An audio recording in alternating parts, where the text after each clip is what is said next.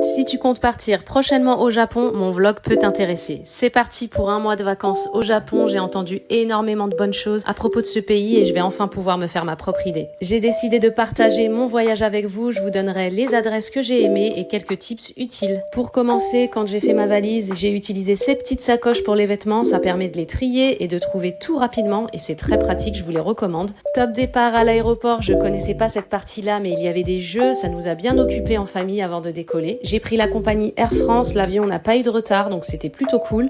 Ensuite, vous vous dites « Ah, mais elle est en business ». Eh bien non, je suis juste passée devant et je me suis assise en économique avec moins d'espace, mais le temps est bien passé avec les films à disposition, c'était super. Sinon, cette dame ne voulait pas baisser son hublot alors que littéralement tout l'avion l'avait baissé. Elle nous a tous fait mal à la tête, mais bon, bref.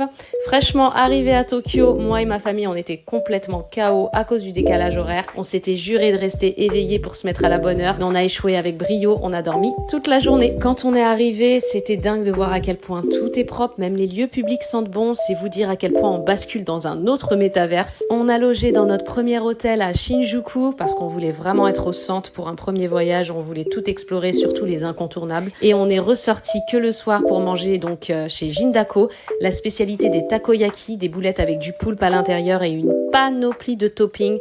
Donc enregistrez bien la vidéo parce que ça vaut le coup, c'est très très bon. Après j'ai découvert une ambiance trop kawaii, il y a pas mal de lieux comme ça au Japon où des adolescentes se retrouvent après l'école. Elles enfilent des costumes, se maquillent, se coiffent, tout ça sur place et font des photos dans des cabines, ça leur fait des souvenirs entre copines, c'est trop cute.